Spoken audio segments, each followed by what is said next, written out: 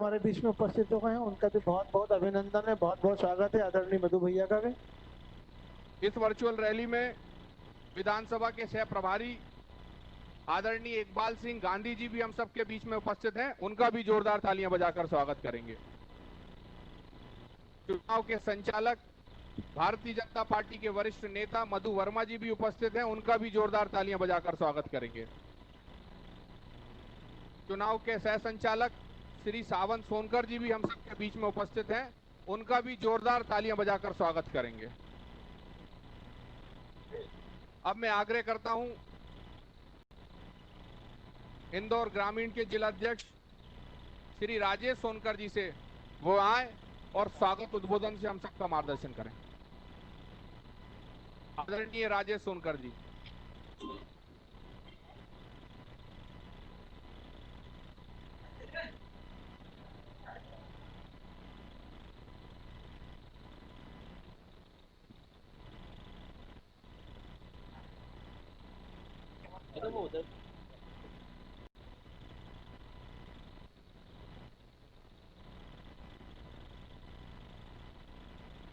आदरणीय राजेश सोनकर जी, आप आए और स्वागत उद्बोधन दें।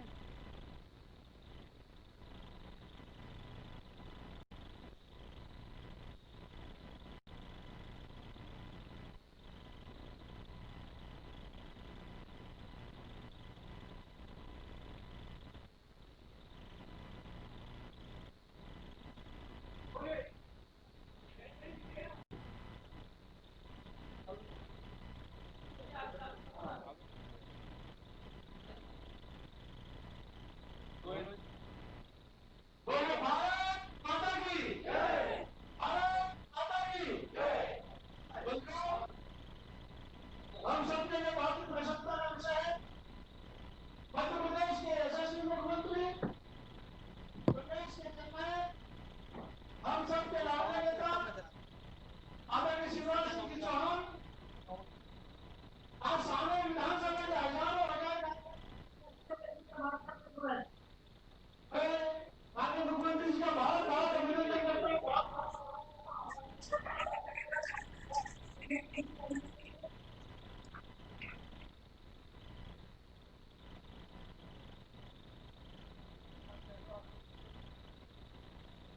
साथ ही भारतीय जनता पार्टी के राष्ट्रीय महामंत्री आदरणीय कैलाश विजयवर्गीय जी हमसे जुड़े हैं। मैं आदरणीय कैलाश जी भाई साहब का भी बहुत बहुत अभिनंदन करता हूं, बहुत बहुत स्वागत करता हूं। मध्य प्रदेश शासन के जल संसाधन मंत्री हम सबके लाडले नेता आदरणीय तुलसीराम सिलावट जी भी हमसे जुड़े, उनका भी बहुत बहुत अभिनंदन, बहुत बहुत स्वागत। मध्य प्रदेश की लोकप्रिय नेता कैबिनेट की मंत्री आदरणीय उषा दीदी हमारे बीच में उपस्थित है, उनका मैं बहुत बहुत अभिनंदन करता हूं। हमारे सम्मानीय संगठन मंत्री आदरणीय जयपाल सिंह जी भाई साहब भी हमारे बीच में उपस्थित हैं, आदरणीय भाई साहब का बहुत बहुत अभिनंदन, बहुत बहुत स्वागत। हमारे वरिष्ठ नेता आदरणीय महेंद्र हाडे जी हमारे बीच में उपस्थित हैं, आदरणीय मधु वर्मा जी हमारे चुनाव संचालक हमारे बीच में उपस्थित हैं, आदरणीय सावंत सोनकर जी हमारे चुनाव के संयोजक हमारे बीच उपस्थित हैं, आदरणीय इकबाल सिंह जी गांधी हमारे चुनाव सह प्रभारी हमारे बीच उपस्थित हैं, आदरणीय गौरव जी नगर अध्यक्ष भारतीय जनता पार्टी इंदौर हमारे बीच में उपस्थित है, उनका भी बहुत बहुत अभिनंदन है। और हम सब के लोकप्रिय सांसद आदरणीय शंकर लालवानी जी भी हमसे जुड़े हैं, उनका भी बहुत बहुत अभिनंदन है, बहुत बहुत स्वागत है। मित्रों, आज सांवेर विधानसभा का हर बूथ का कार्यकर्ता हजारों की संख्या में इस वर्चुअल रैली के माध्यम से माननीय मुख्यमंत्री जी से हमारे वरिष्ठ नेताओं से जुड़ा है। आज मुझे इस बात की बड़ी प्रसन्नता है कि पिछले दिनों से लगातार सांवेर विधानसभा के कार्यकर्ताओं ने हर बूथ स्तर पर जाकर एक एक व्यक्ति से मिलने का जो कार्यक्रम किया है। सांवेर विधानसभा के पांचों मंडल में जो कार्यकर्ता सम्मेलनों के माध्यम से कार्यकर्ताओं का जो उत्साह जन जन तक पहुंचा, जो गांव गांव तक पहुंचा, जिस हजारों की संख्या में कार्यकर्ता हर मंडल के सम्मेलनों में पहुंचे, सांवेर विधानसभा के सेक्टरों के सम्मेलनों में जो उपस्थिति भारतीय जनता पार्टी के कार्यकर्ताओं की रही है, जिस उत्साह के साथ में भारतीय जनता पार्टी का कार्यकर्ता नीचे तक बूथों तक पहुंचकर कमल को खिलाने के लिए भारतीय जनता पार्टी की नीतियों को माननीय शिवराज सिंह जी के पूर्व के 15 साल के विकास कार्यों की गाथा लेकर और अभी जो एक आशा और एक उम्मीद मध्य प्रदेश के किसान और युवा बुजुर्ग और महिलाओं की बनी है, इस बात को लेकर जब हम लोगों के बीच में जा रहे हैं, उसका परिणाम भी देखने को मिल रहा है।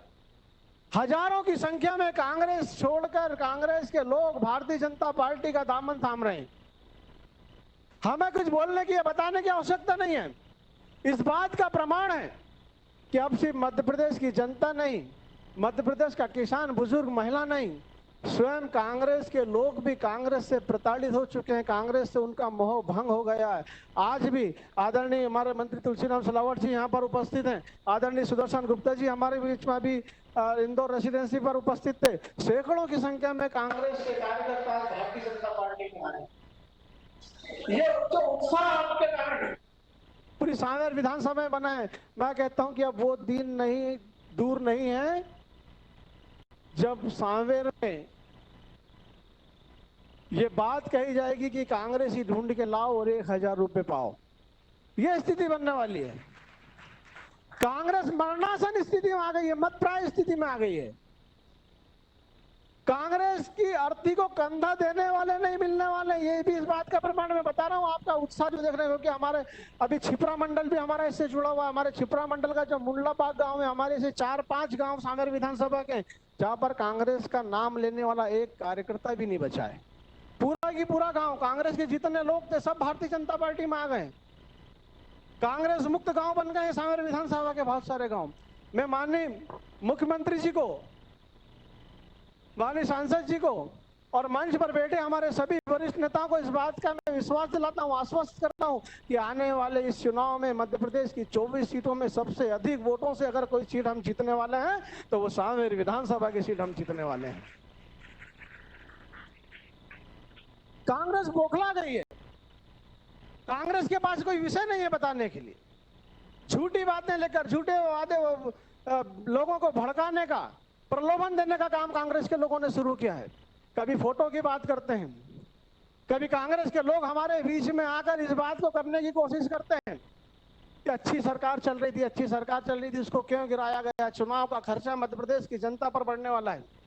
मैं कमलनाथ जी से बोलना चाहता हूं, मध्य प्रदेश की जनता आपसे पूछ रही है, वो सरकार अच्छी कैसे हो सकती थी जिस सरकार में कोई संवेदना नहीं थी, जिस सरकार के मुख्यमंत्री कमलनाथ, जिन्होंने सीधा सीधा 40 प्रदेश के अन्नदाताओं के साथ किया, 2 लाख रुपए कर्ज माफी के नाम पर जो उन्होंने सरकार बनाई, उसके साथ फिर जो खिलवाड़ किया गया कि कभी नीला फॉर्म भरना, कभी काला फॉर्म भर दो, कभी पीला फॉर्म भर दो, ये बोलते बोलते उन्होंने 15 महीने निकाल दिए।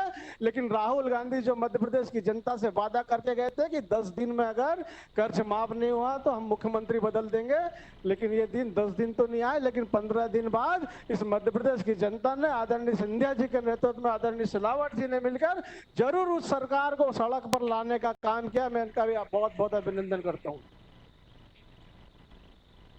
मध्य प्रदेश के किसान पूछ रहे हैं, भावांतर का पैसा नहीं, प्रोत्साहन राशि का पैसा नहीं, 2 लाख रुपए कर्ज माफी नहीं हुई, गेहूं तुलवाई के लिए हमको भटकना पड़ रहा है, फसल बीमा का पैसा जहां नहीं मिल रहा है, वो सरकार अच्छी कैसे हो सकती थी। मध्य प्रदेश की वो बहनें पूछ रही हैं जिन बहनों से आपने वादा किया था कि हम स्वयं सहायता समूह के पैसों का आपने जो लोन लिया है वो लोन हम माफ कर देंगे। आज उन बहनों के साथ में जो आपने छल किया, वो कपट किया, उन बहनें उस छल का बदला लेने के लिए आपसे बैठी, वो बहनें पूछ रही हैं कि ये सरकार अच्छी कैसे हो सकती थी। मध्य प्रदेश का वो युवा जिसको आपने बेरोजगारी भत्ते के नाम पर जिसको छलने का काम किया, जिसके भविष्य के साथ में आपने मजाक करने का काम किया, वो युवा पूछ रहा है कि ये सरकार अच्छी कैसे हो सकती थी। मध्य प्रदेश का वो गरीब जिस सरकार के संबल की लाठी जिनके हाथ में इस योजना के माध्यम से माननीय मुख्यमंत्री जी ने दी थी, उस लाठी को छीनकर बेसहारा करने का काम आपने जिन गरीबों के साथ में किया, जिनको लाचार कर दिया, वो पूछ रहे हैं कि वो सरकार अच्छी कैसे हो सकती थी जिस सरकार को आप बोल रहे हैं कि अच्छी सरकार चल रही थी। आप बात कर रहे हैं कि सरकार के चुनाव आने से मध्य प्रदेश की जनता पर बोझ बढ़ने वाला है। मध्य प्रदेश का वो किसान पूछ रहा है, मध्य प्रदेश का वो बुजुर्ग, वो महिला पूछ रहा है, मध्य प्रदेश का वो गरीब पूछ रहा है। जो बुजुर्ग अपने दोनों हाथों में अपने जवान बेटे को लेकर अस्पताल की दहलीज पर आंसू बहा रहा है, जो इलाज के लिए दर दर भटक रहा है, लेकिन ना तो मुख्यमंत्री सहायता के नाम पर उसकी कोई मदद हो रही, ना सरकार की कोई योजना उनको मिल रही थी। ऐसे आंसू बहाने वाला वो बुजुर्ग पूछ रहा है कि मेरी आंखों के आंसू जो थे उसकी कीमत से ज्यादा ये चुनाव के खर्च की कीमत कैसे हो सकती है। वो बहन पूछ रही है जो बच्चे को जन्म देने के बाद 3 दिन 4 दिन बाद ही उसको छोटे से बच्चे को कपड़े में लपेटकर अपनी पीठ पर बांधकर गड्ढे खोदने के लिए मजबूर होना पड़ता है।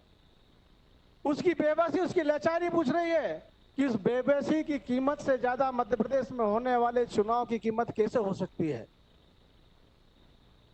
मध्य प्रदेश का वो किसान पूछ रहा है जिससे कर्ज माफी के नाम पर आपने मजाक किया और बाद में उसके घरों पर जो नोटिस भेजा, उसको जो अपमानित करने का काम किया, उसकी आंखों से जो फूटी आंसुओं की जो धाराएं थी वो धाराएं पूछ रही है इस आंसू की कीमत से ज्यादा मध्य प्रदेश में होने वाले चुनाव की कीमत कैसे हो सकती है।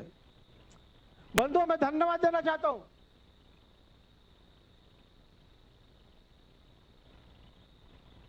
मैं आदरणीय मुख्यमंत्री जी शायद माइक पर आ गए। मैं क्षमा चाह रहा हूं क्योंकि आज थोड़ा सी हमारा टेक्निकल प्रॉब्लम आने के कारण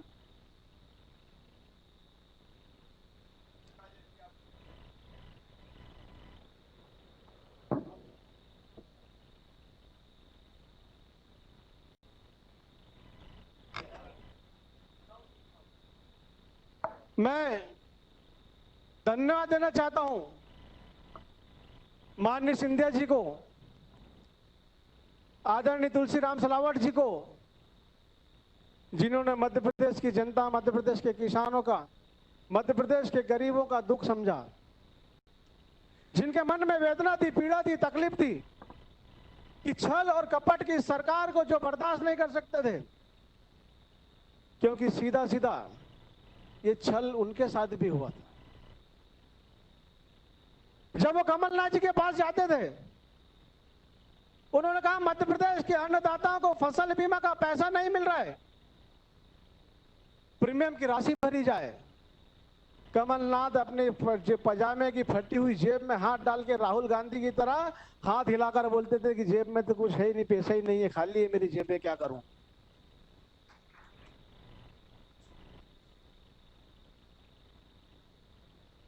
जब सिलावट जी उनके पास जाते थे कि माननीय शिवराज सिंह जी ने एक नर्मदा को घर घर तक पहुंचाने की महत्वपूर्ण योजना जो सावेर विधानसभा में चालू की थी, 2400 करोड़ रुपए हमको उसके लिए चाहिए। मात्र 2400 करोड़ में मां नर्मदा सावेर विधानसभा के घर घर तक पहुंच के वो पावन काम होने वाला है। 2400 करोड़ रुपए आप उसमें डालें। कमलनाथ खाली डब्बा दिखाते थे कि तो डब्बा खाली है, इसमें पैसे नहीं है, मैं पैसे कहां से लाऊं। फसल बीमा के लिए 2900 और 29,000 रुपए नहीं थे। नर्मदा जी को हमारे घरों तक पहुंचाने के लिए उनके पास 2400 करोड़ रुपए नहीं थे। मध्य प्रदेश की योजना को चालू करने के लिए उनके पास पैसे नहीं थे। कमलनाथ जी ने जब चारों तरफ से निराशा भरी बातें करी तो आदरणीय तुलसीराम सिलावट जी ने कहा कि भले मुझे कुर्सी छोड़ना पड़े, इस कुर्सी को ठोकर मारना पड़े तो मैं मार दूंगा, लेकिन ऐसी सरकार में रहने का कोई फायदा नहीं है जिससे मैं मध्य प्रदेश की जनता और सांवेर की जनता के साथ में न्याय नहीं कर सकूं। मैं बहुत बहुत अभिनंदन करता हूं आदरणीय सिलावट जी का और आग्रह करता हूं कि कृपया माननीय सिलावट जी हमारे बीच में आए, अपनी बातें रखें। आदरणीय सिलावट जी, धन्यवाद। जय भारत, जय हिंद।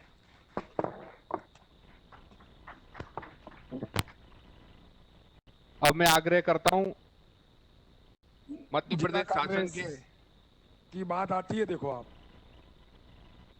भारतीय जनता पार्टी के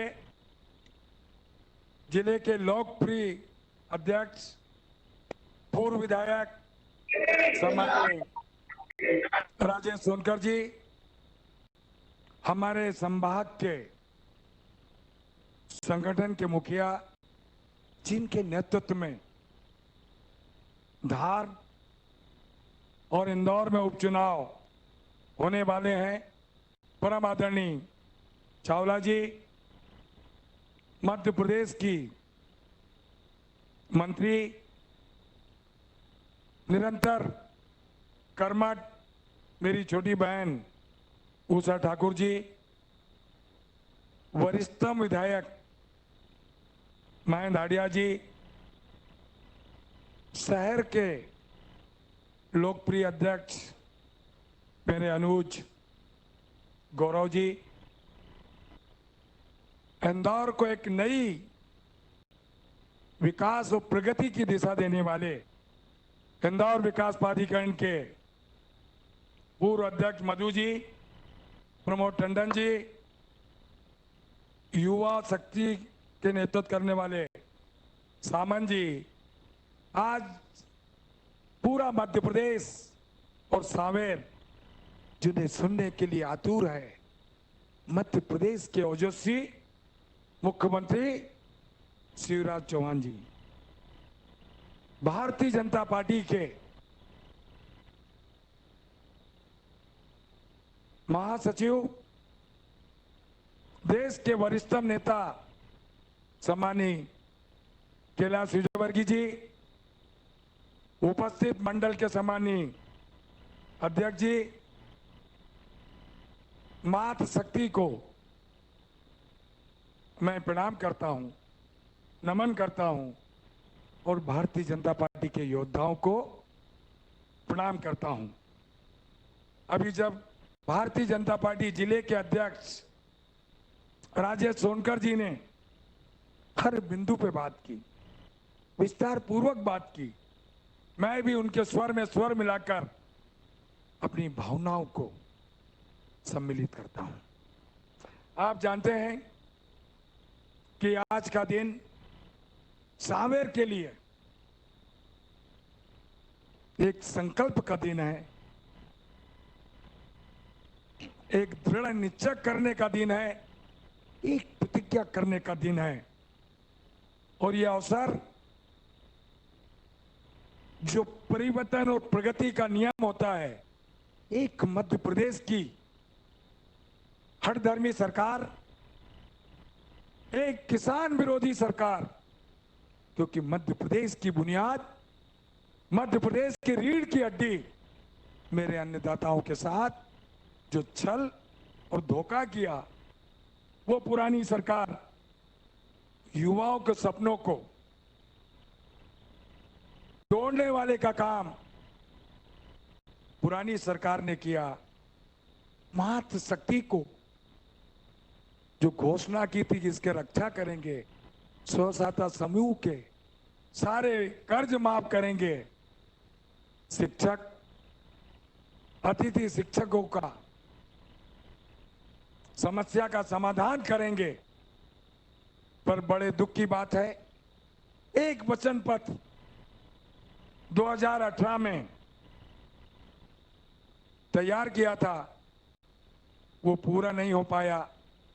इन सारे मुद्दों को लेकर देश के पूर्व केंद्रीय मंत्री ज्योतिरादित्य सिंधिया जी के नेतृत्व में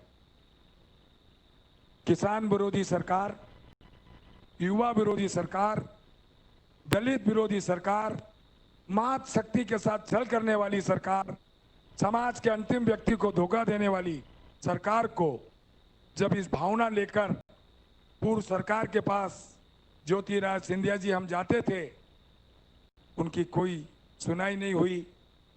ज्योतिरादित्य सिंधिया जी ने कहा, वचन पत्र पूरा नहीं होगा तो मैं सड़क पर उतरूंगा। पूर्व मुख्यमंत्री जी ने कहा, कल उतरते हो तो अभी उतर जाओ। उस मध्य प्रदेश के टाइगर ने पूरी सरकार को सड़क पर उतार दिया और फिर से मध्य प्रदेश की बागडोर, मध्य प्रदेश के ओजस्वी मुख्यमंत्री शिवराज चौहान जी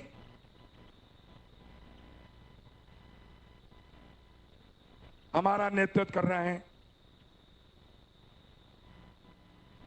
मैं उन्हें सांवेर की ओर से कोटि कोटि आभार मानता हूं कि एक विकास का संकल्प 2400 करोड़ की रमेश जी के लिए ताली बजा दो जोरदार, क्योंकि हमारे जीवन में नर्मदा जी सावेर, क्योंकि हमारे जीवन में नर्मदा जी सावेर चलो, इस सपनों को साकार कोई कर सकता था तो मध्य प्रदेश की भारतीय जनता पार्टी की सरकार ने इस सपनों को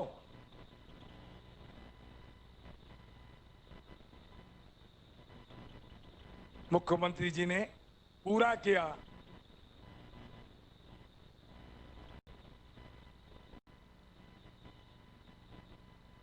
मैं सावेर की जनता की ओर से कोटि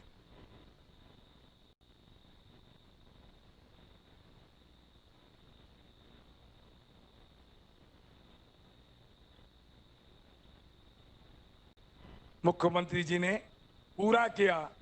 मैं सावेर की जनता की ओर से कोटि कोटि उनका आभार व्यक्त करता हूं, धन्यवाद देता हूं। आपसे अनुरोध करता हूं कि ये मध्य प्रदेश के जो सावेर का उपचुनाव और मध्य प्रदेश के 24 उपचुनाव हो रहे हैं, ये मध्य प्रदेश के विकास के लिए, मध्य प्रदेश की प्रगति के लिए हो रहे हैं। यही संकल्प हमें और आपको लेना है। मैं फिर से मध्य प्रदेश के ओजस्वी मुख्यमंत्री शिवराज चौहान जी का, हमारे राष्ट्रीय महासचिव कैलाश जी का, हमारे लोकप्रिय सांसद शंकर जी का स्वागत करता हूं, अभिनंदन करता हूं और इसी विश्वास के साथ ये चुनाव शीर्ष नेतृत्व का, मध्य प्रदेश के नेतृत्व का, और ये योद्धा बैठे हैं, ये आपका है। धन्यवाद। जय हिंद।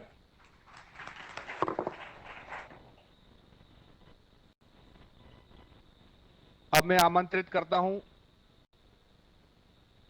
इंदौर के लोकप्रिय सांसद आदरणीय शंकर ललवानी जी, वे आए और आदरणीय तुलसीराम सिलावट जी, आदरणीय उषा दीदी, हमारे जिले के अध्यक्ष राजेश जी, आदरणीय संगठन मंत्री जी, हमारे नगर के अध्यक्ष गौरव जी, से जिस प्रकार कार्यकर्ताओं में और किसानों में, वहाँ के रहवासियों में, चाहे गांव गरीब किसान हो, सभी में जिस प्रकार का उत्साह है माननीय मुख्यमंत्री जी की सरकार को बनने से लेकर, वह उत्साह इस बार मुझे लगता है कि जो लोकसभा में हमें वहाँ मत मिले थे, उससे ज्यादा मत इस बार आदरणीय तुलसीराम सिलावट जी को मिलेंगे।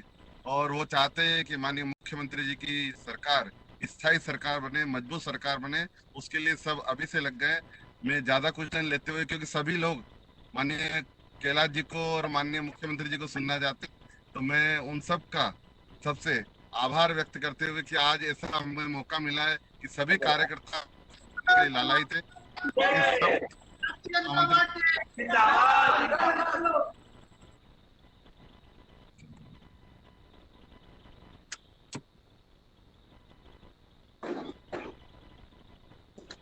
शंकर ललवानी जी, अब मैं आग्रह करता हूं मध्य प्रदेश के हम सबके आदर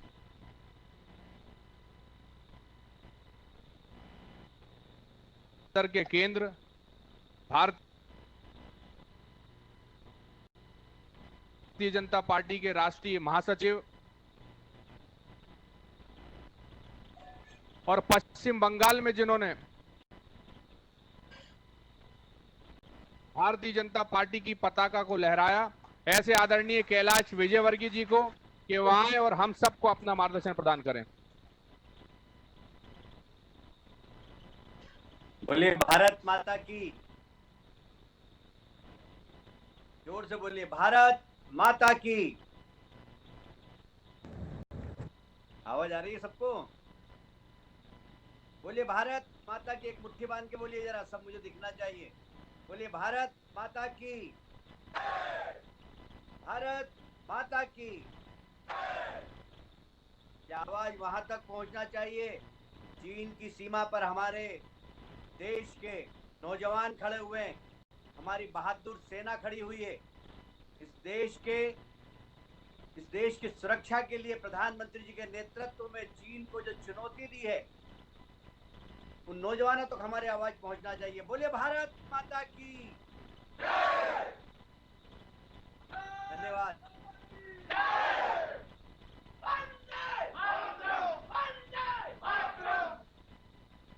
धन्यवाद सभी को।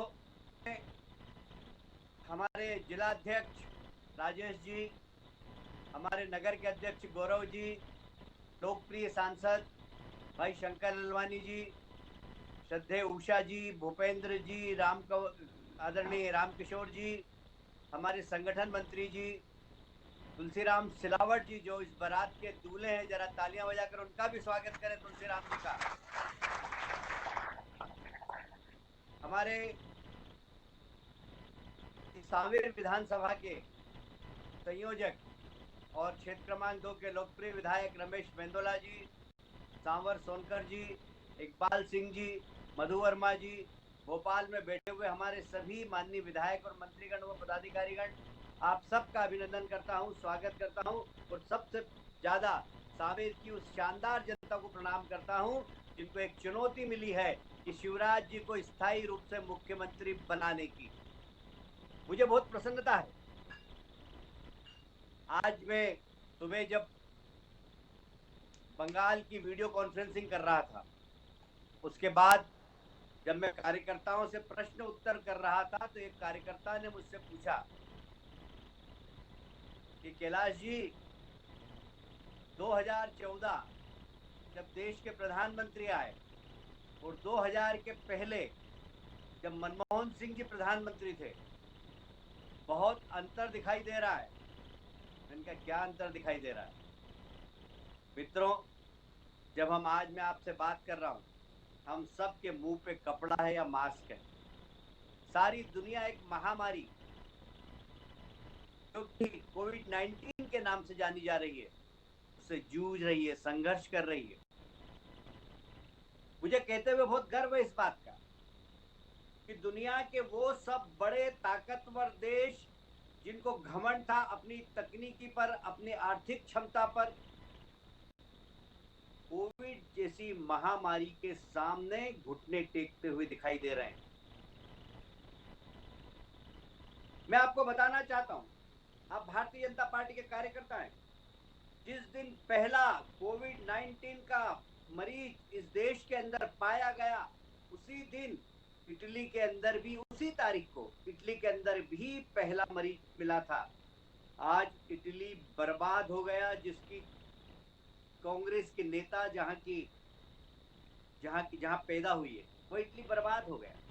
मैं बाकी देशों के नाम नहीं लूंगा, आप इशारों से समझ जाइए। जो दुनिया के दादा देश थे, जो ताकतवर देश थे, आज कोविड बीमारी के कारण परेशान है, घुटने टेकती हैं। भारत में भी क्षति हुई है, पर भारत के नेतृत्व ने सही समय पर टफ डिसीजन लिया। नुकसान हुआ है हमारे यहाँ, हानि हुई है हमारे यहाँ, कोविड-19 आया है हमारे यहाँ, पर अन्य देशों की तुलना में हमारे यहाँ मानव क्षति कम हुई है, हमारे यहाँ संक्रमण कम फैला है। हमारे यहाँ मोदी जी के नेतृत्व के कारण सारा देश एक साथ उनके पीछे खड़ा हो गया। उन्होंने कहा कि जनता कर्फ्यू, लोगों ने जनता कर्फ्यू मनाया। उन्होंने कहा कि लॉकडाउन, लोग घर में बैठ गए। उन्होंने कहा घर में बैठकर हमारे कोविड के जितने भी कोरियर थे उनके लिए थाली बजाओ। लोगों ने थालियां बजाई, दीपक जलाए। देश की सेना ने उन सब डॉक्टर, पैरामेडिकल स्टाफ और प्रशासनिक अधिकारियों के लिए हवाई जहाज से फूल की बारिश की, लोगों का मनोबल गिरने नहीं दिया। आज हम जिस समय में आपसे बात कर रहा हूं, देश की सीमा के अंदर तनाव है। छोटा सा नेपाल देश, वो हमारी सीमा पर चौकियां बना रहा है। इतनी हिम्मत। पाकिस्तान, जो हमेशा आतंकवादी गतिविधियों से हमारे यहाँ हमारी देश की आंतरिक सुरक्षा को खतरा पैदा करता रहा है। चाइना, जो विस्तारवादी नीति का पोषक है, उसने भी हमारे पड़ोसी देशों को, हमारे पड़ोसी देशों की ताकत इतनी नहीं है कि भारत के सामने खड़े हो सके, चाहे नेपाल हो चाहे पाकिस्तान हो, पर उसके पीछे चाइना की ताकत। चाइना अपने आप को बहुत सुपर पावर मान रहा था। मैं आपको बता दूं, डोकला के अंदर चाइना ने सेना खड़ी की थी। भूटान के पास हमारा मित्र देश है। मोदी जी ने सेना को भेजा, कहा कि खड़े हो जाओ, डट जाओ। की सेना को वापस जाना पड़ा। अभी गलवान में जिस तरीके से हमारे 20 सैनिकों की शहादत हुई है, चाइना छिपा रहा है। हमारे सैनिकों ने तगड़ा बदला लिया, उनके सैनिकों की भी वहां पर उनको भी सबक दिया। पर सबसे बड़ी बात यह है कि आज चाइना की सेना को भी फिर से हटना पड़ा। दुनिया के अंदर पहला उदाहरण है ये कि चाइना की सेना जहां बढ़ती है वहां पीछे कदम नहीं उठाती है। पर भारत का नेतृत्व है, मोदी जी का नेतृत्व, कि 2 बार चाइना की सेना को पीछे हटना पड़ा। ये हमारे देश का ताकतवर नेतृत्व है, नरेंद्र मोदी जी का नेतृत्व है। मित्रों, बहुत गर्व है इस बात का, मुझे इस बात का बहुत गर्व है कि आज 2014 से जब मुझे कार्यकर्ता ने पूछा, उस समय डॉक्टर मनमोहन सिंह थे, देश के क्या हालत थे। आज देश के हालत और ज्यादा खराब हैं कोविड के कारण, चाइना की धमकी के कारण। पर देश की जनता को डर नहीं है। 14 में लोगों को डर था, लोग घबरा रहे थे कि देश का क्या होगा, भ्रष्टाचार ही भ्रष्टाचार है, जिधर जाओ उधर भ्रष्टाचार है। उस समय लोग भारत के भविष्य के बारे में चिंतित रहते थे। 14 में और आज में अंतर यही है कि उस समय लोग चिंतित रहते थे। 14 से ज्यादा खराब परिस्थिति खराब है, उसके बाद भी लोगों को चिंता नहीं है। चिंता इसलिए नहीं है कि देश का नेतृत्व नरेंद्र मोदी जैसा प्रधानमंत्री कर रहा है, जिसने 6 साल में भारत की सारी दुनिया में आन बान और शान बढ़ाई है। 130 करोड़ जनता का मान सारे देश में बढ़ाया है। इसलिए 2014 में और आज में यही अंतर है, उसके पहले में और आज में, कि उस समय नेतृत्व के प्रति विश्वास नहीं था। आज नेतृत्व हमारा इतना ताकतवर है कि जनता निश्चिंत है कि मोदी जी हैं, चिंता करने वाली कोई बात नहीं। केंद्र ने जिस तरीके से, मुझे याद आता है कि जब देश के प्रधानमंत्री ने पहली बार प्रधानमंत्री पद के जब जैसे ही नेता चुने गए, सेंट्रल हॉल में भाषण दिया, तो तब उन्होंने कहा था, यह सरकार मेरी नहीं है, ये गरीबों की सरकार है, किसानों की सरकार है, हमारे पिछड़ों की सरकार है। यह सरकार उन लोगों की सरकार है जो अंतिम व्यक्ति है, जो गरीब है, जो दलित है, उसकी सरकार है। जो कहते हुए फक्र है कि इन 6 वर्षों में इस सरकार का हम आकलन करें तो हमारी सरकार ने उन सब लोगों के लिए योजनाएं बनाई। मैं ज्यादा समय नहीं लूंगा, शिवराज जी यहाँ पर हैं, पर मैं बताना चाहता हूँ जो वादा प्रधानमंत्री जी ने किया था कि हम ये गरीबों की सरकार है, प्रधानमंत्री आवास योजना के माध्यम से हर गांव के अंदर गरीबों को मकान बनाने की बात कही है। जब इस देश की स्वतंत्रता के 75 वर्ष पूरे हो जाएंगे, तब इस देश के अंदर ऐसा एक भी गरीब व्यक्ति नहीं होगा जिसके सर पर छत नहीं होगी। ये प्रधानमंत्री का गरीबों के प्रति संकल्प है, ईमानदारी है गरीबों की सेवा करने की। हमारे यहाँ की माताएं, मुझे रिपीट नहीं करना इस बात पर, घर के अंदर मिट्टी के चूल्हे में रोटी बनाती, धुआं आता था, अपने आंचल से आंख पोंछती। कोई प्रधानमंत्री जो लाल किले की प्राचीर पर खड़ा होता है, उसको अगर कुछ दिखाई देता है लाल किले की प्राचीर पर खड़े होकर, तो वो माँ दिखाई देती है, वो बहन दिखाई देती है जो लकड़ी के चूल्हे पर रोटी बना रही और अपने पल्लों से धुएं से आंख पोंछ रही, वो माँ दिखाई देती है। और वहीं से प्रधानमंत्री घोषणा करते हैं कि इन सब गरीब परिवारों को गैस के चूल्हा देने का काम मेरी सरकार करेगी। 9 करोड़ गरीब माताओं को धुएं से मुक्ति दिलाने के लिए उनके घर पर गैस देने का काम हमारे देश के प्रधानमंत्री ने किया। और इसलिए आज देश की जनता इतनी सारी विपरीत परिस्थिति होने के बाद भी निश्चिंत है, क्योंकि इस देश का प्रधानमंत्री नरेंद्र मोदी। उसी प्रकार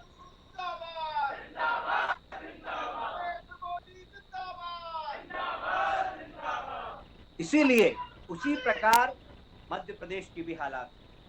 हमने 15 साल भारतीय जनता पार्टी की सरकार देखी है, पहले उमा जी, फिर बाबूलाल जी गौर, उसके बाद लगातार शिवराज जी का शासन, गरीबों की सेवा करने वाला शासन, किसानों को आत्मविश्वास दिलाने वाला शासन हमने देखा है। कहीं पर भी अतिवृष्टि हो, ओलावृष्टि हो, मामा जी अपना उड़न खटोला लेकर और सीधे किसानों के पास पहुंच जाते हैं कि चिंता मत करना, मैं हूं ना। आत्मविश्वास, देश के लिए जिस प्रकार नरेंद्र मोदी जी का आत्मविश्वास है, उसी प्रकार प्रदेश में यदि किसी नेता के प्रति किसान भाइयों का आत्मविश्वास है, वो हमारे शिवराज सिंह जी चौहान के प्रति है। इस बात का हमें गर्व है,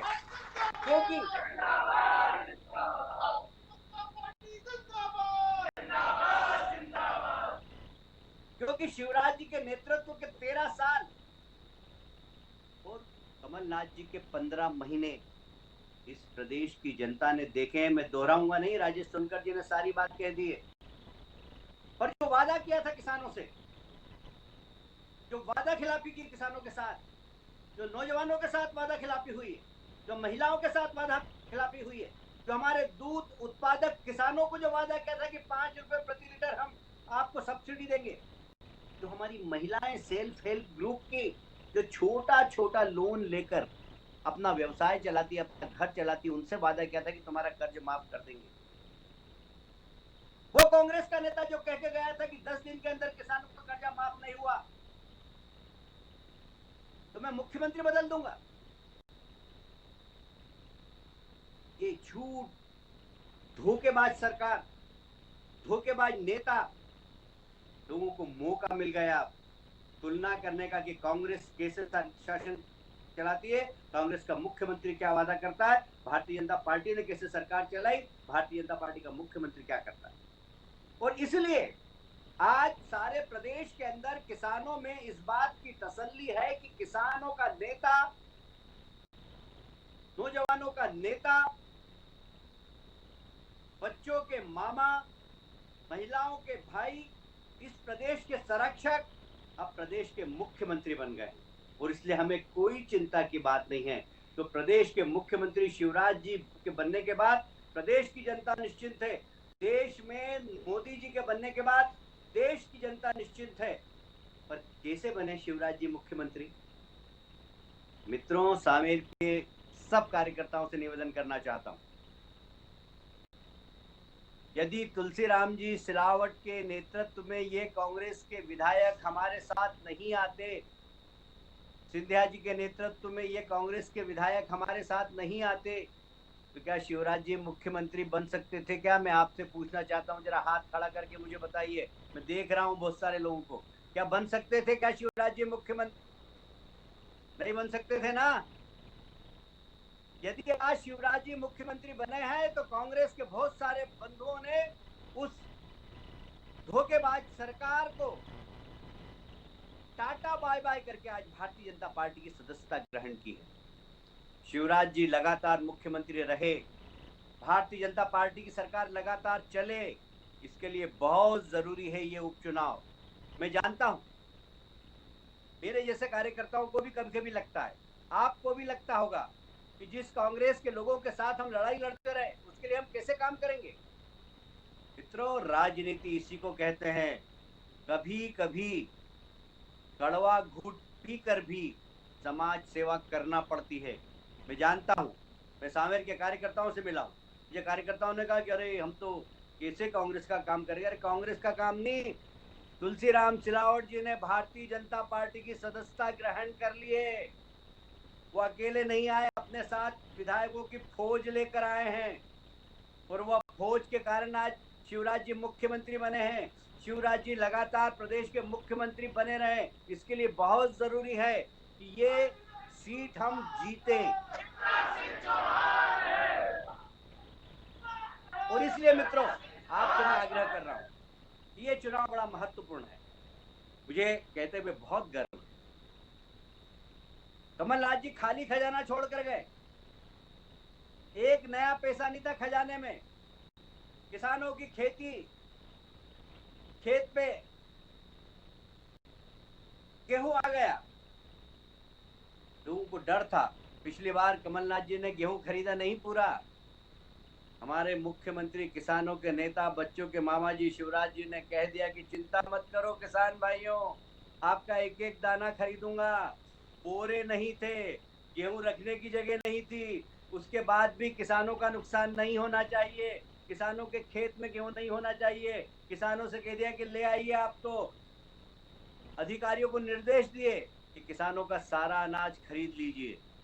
भले ही बारिश हो गई, सरकार का नुकसान हो गया, 25,000 क्विंटल से ज्यादा अनाज खराब हो गया, पर सरकार का नुकसान हो जाए तो चल जाएगा, पर मेरे किसान भाई जो खून का पसीना बहाकर हमारे अन्नदाता का नुकसान नहीं होना चाहिए, ये सरकार की नीयत है, ये हमारे मुख्यमंत्री जी का उद्देश्य है। और इसलिए ऐसे मुख्यमंत्री लगातार हैं कि हम सबकी जवाबदारी नहीं है क्या? और इसलिए कार्यकर्ता बंधु, आपके और शिवराज जी के बीच में ज्यादा समय लेना नहीं चाहता। मैं बार बार आऊंगा सामेर, मैं आपसे पहले भी चर्चा कर चुका हूं, आगे भी चर्चा करूंगा। शिवराज जी आपके बीच में है, आप उनकी पूरी बात सुनिए, पर इस संकल्प के साथ कि हमने एक बार प्रकाश सोनकर जी को 20,000 वोट से जिताया था।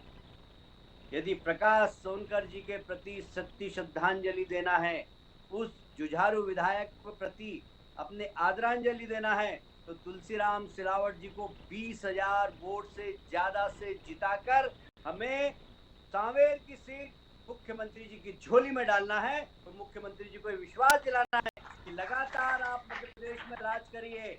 आपके मुख्यमंत्री बनने के बाद प्रदेश की जनता निश्चिंत है, प्रदेश के किसान निश्चिंत है, प्रदेश के नौजवान निश्चिंत है, प्रदेश के उद्योगपति निश्चिंत है। और इसलिए आप सबसे मैं निवेदन करना चाहता हूं कि यहाँ से संकल्प लेकर उठें, शिवराज जी को विश्वास दिलाएं कि हमेशा की तरह जो वादा सांवेर की जनता करती है, जो कार्यकर्ता सांवेर की जो वादा करते हैं, हम उसको पूरा करेंगे। इतना ही निवेदन करते हुए मैं अपनी बात समाप्त करता हूं। मैं शिवराज जी और आपके बीच में ज्यादा समय लेना नहीं चाहता। आप सबके प्रति दोनों हाथ जोड़ के एक बार फिर से अभिनंदन करता हूं। बोलिए भारत माता की, भारत माता की, भारत धन्यवाद माता की। आदरणीय कैलाश विजयवर्गीय जी। बोले भारत माता की, भारत माता की। आंधी नहीं तूफान है, मध्य प्रदेश की शान है। अब मैं आमंत्रित करना चाहता हूं मध्य प्रदेश के जननायक, और मध्य प्रदेश ही नहीं पूरी देश में सुचिता की राजनीति के प्रतीक, हम सब के आदर के केंद्र आदरणीय शिवराज सिंह चौहान जी को वो आए और हम सबको अपना मार्गदर्शन प्रदान करें।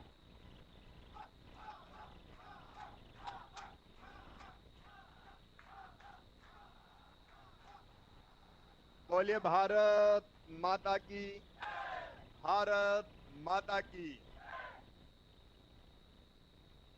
इंदौर में इस वर्चुअल रैली में उपस्थित भारतीय जनता पार्टी के राष्ट्रीय महासचिव,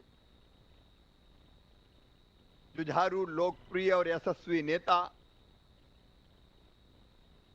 जिन्होंने ममता बनर्जी के पश्चिम बंगाल के तंबू के सारे डंडे उखाड़ दिए हैं, पूरे विश्वास के साथ कहता हूं कि पश्चिम बंगाल में भी भारतीय जनता पार्टी की सरकार बनेगी। ऐसे हमारे जुझारू नेता,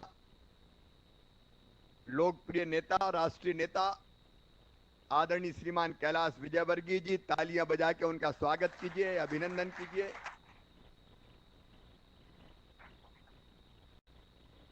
इंदौर के हमारे लोकप्रिय सांसद आदरणीय शंकर ललवानी जी, भारतीय जनता पार्टी के जिले के अध्यक्ष आदरणीय राजेश सोनकर जी, मध्य प्रदेश सरकार के जल संसाधन मंत्री, और किसी ने ये बात सही कही कि वे आए और अकेले नहीं आए, फौज लेके आए। इसी के कारण कमलनाथ सरकार धराशायी हुई। हमारे लोकप्रिय नेता आदरणीय तुलसी सिलावट जी, हमारी यशस्वी मंत्री बहन सुश्री उषा ठाकुर जी, हमारे लोकप्रिय नेता, इनकी एक अलग छाप और पहचान है, इस विधानसभा के प्रभारी आदरणीय रमेश मेंदोला जी, आदरणीय इकबाल सिंह गांधी जी, भाई मधु वर्मा जी, भाई सावन सोनकर जी, आदरणीय चावड़ा जी, महेंद्र बाबा भी बैठे हुए दिखाई दे रहे हैं, सभी वरिष्ठ नेता साथी पदाधिकारीगण, यहां बैठे हुए हमारे मंत्री रामकिशोर कांवरे जी, सभी साथीगण, इस वर्चुअल रैली के माध्यम से मुझे सुन रहे सावेर विधानसभा के मेरे आदरणीय बुजुर्गों, नौजवान भाइयों, माताओं, बहनों, भांजे भांजियों, पत्रकार मित्रों, आप सबको दोनों हाथ जोड़ के प्रणाम करता हूं, आप सबको नमस्कार करता हूं।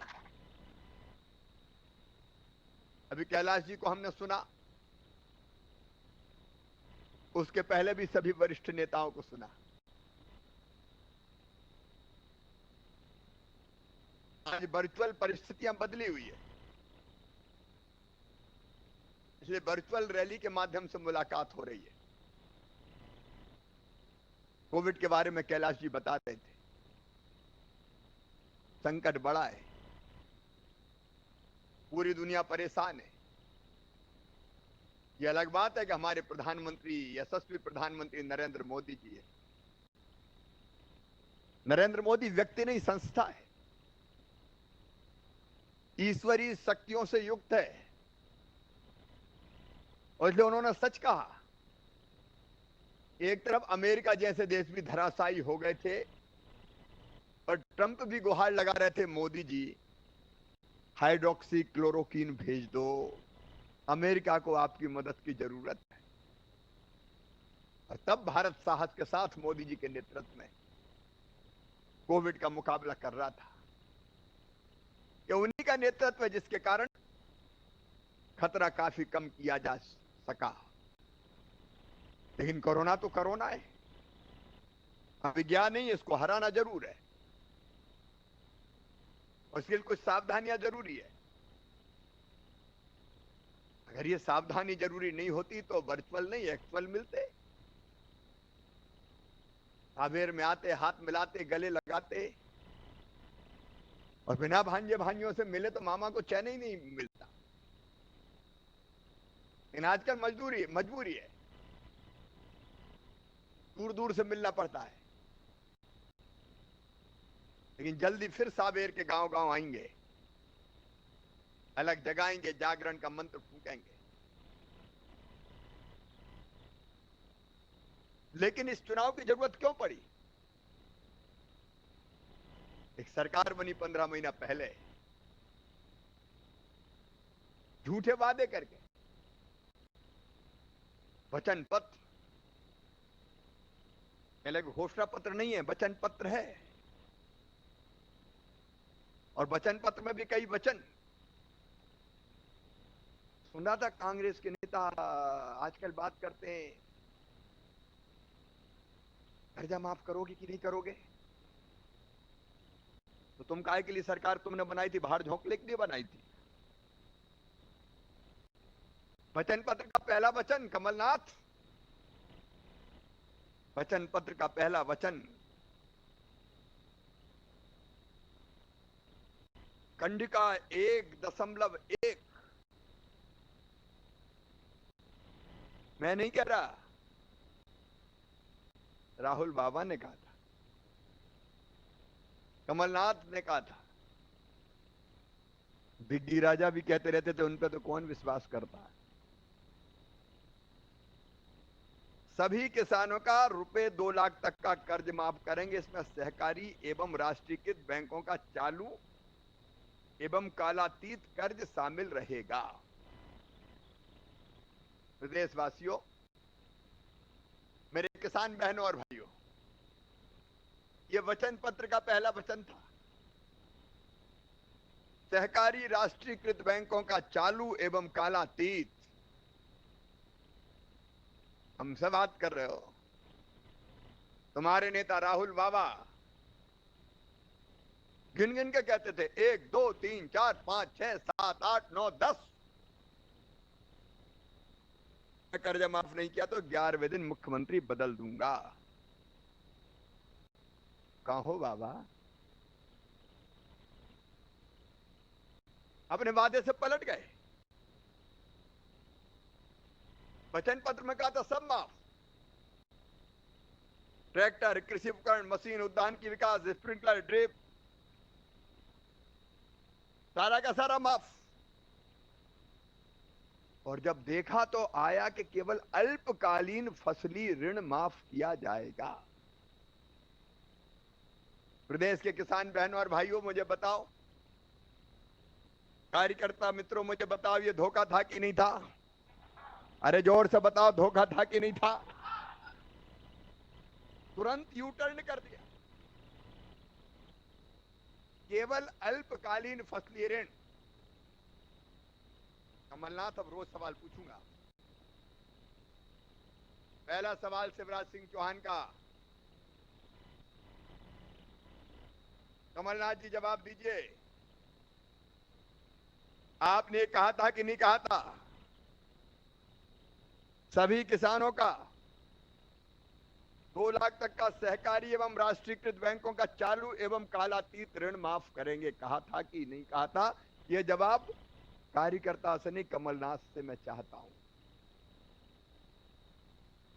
बदल गए, पलट गए। अल्पकालीन, ये अल्पकालीन काहे के लिए भैया? दीर्घकालीन काहे के लिए? और अल्पकालीन किया तो किसानों का अल्पकालीन ही मुख्यमंत्री रहो। चलो 15 महीना में रास्ता धरो।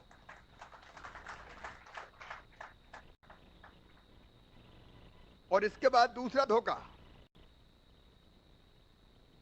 एक एक पूछूंगा। दूसरा सवाल, आज पहला दिन है, 2 पूछ लेता हूं। कमलनाथ जी बताइए कि आपने वचन पत्र में ऋण माफी की कोई तारीख तय की थी कि इस तारीख तक के कर्जे माफ किए जाएंगे? कोई तारीख तय नहीं थी, सबके ऋण माफ।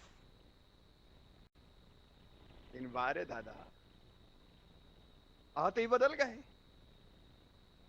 और कहा 31 मार्च 2018 की कट ऑफ तारीख नित कर अप्रैल 2018 से दिसंबर 2018 की अवधि में जिन किसानों ने ऋण लिया था उनको ऋण माफी योजना से वंचित कर दिया, बाहर निकाल दिया।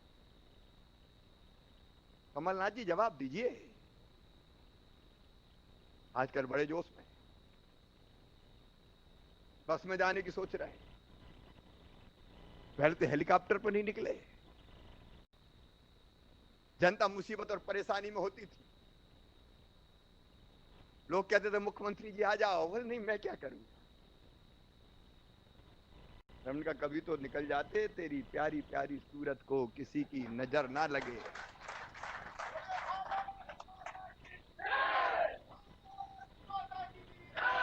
अब बसों से जाएंगे। बताइए कोई कट ऑफ डेट तय की थी क्या आपने? दादा को जवाब देने तो छोड़ूंगा थोड़ी। आज शुरुआत कर रहा हूं। तीसरा सवाल और आज पूछ लेता हूं, या आज नहीं पूछूं? क्या कमलनाथ जी ये कहा था कि एक ही बैंक का करूंगा, दूसरे का होगा तो नहीं करूंगा? तो बैंक तय किया था तुमने। अब तो वोटों की फसल काटने के लिए सबका माफ, और अब ढूंढ ढांड के छोटा मोटा कांके में मिलेगा बस उसके माफ। आज ज्यादा नहीं पूछा, 3 का जवाब दे देना दादा।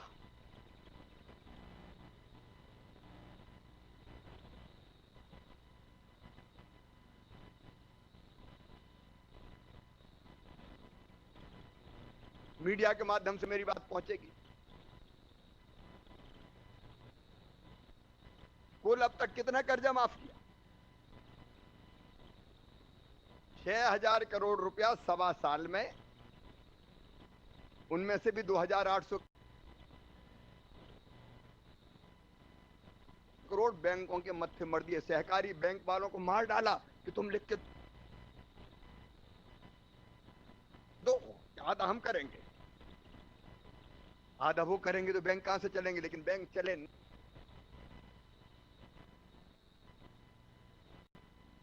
ना चले, भाड़ में जाए। कमलनाथ जी,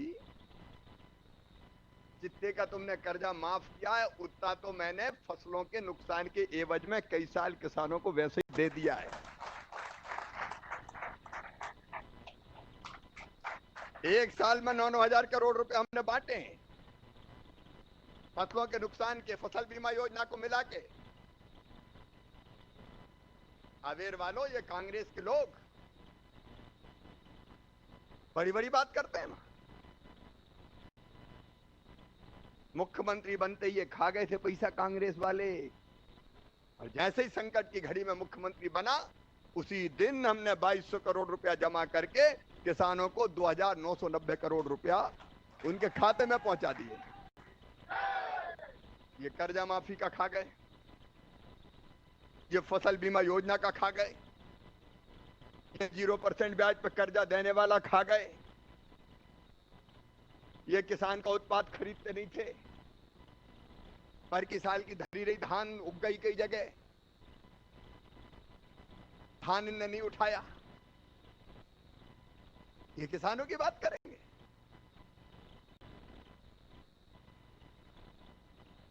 क्यों ये सरकार नहीं गिरनी चाहिए थी?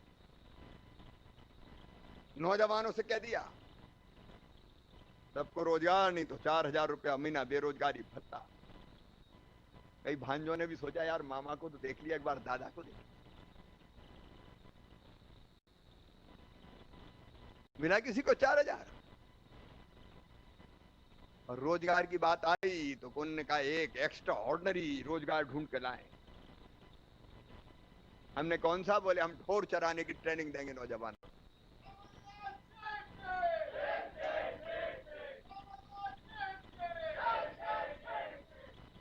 मैं आज कहना चाहता हूं किसानों से,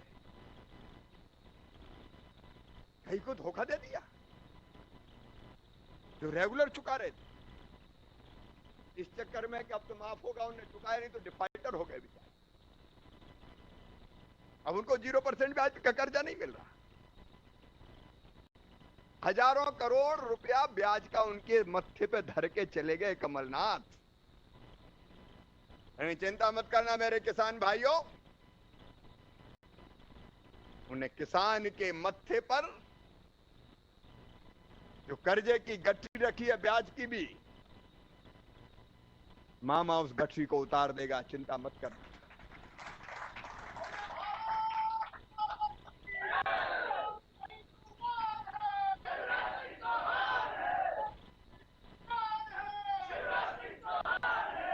सेल्फ हेल्प ग्रुप बहनों को कह दिया तुम्हारा भी माफ। बहनें ढूंढती फिरती रही, कहां है, कब माफ करोगे? मेरी बहनों, तुम्हारे सिर से भी कर्ज का बोझ उतारूं।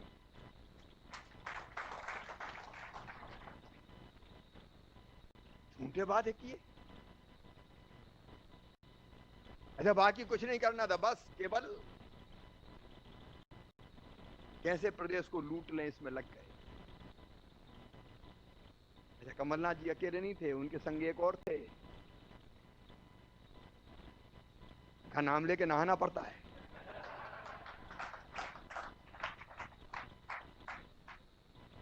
कौन किधर लूटेगा बांट लिए इलाके। मैं नहीं कह रहा, उमंग सिंगार ने कहा ये रेत माफिया, ये दारू माफिया, ये कांग्रेस का मंत्री कह रहा था ये माफिया है। वल्लभ भवन को लूट का, पवित्र मंदिर लोकतंत्र का लूट का अड्डा बना दिया, दलाली का अड्डा। तुलसी सिलावट गवाएं,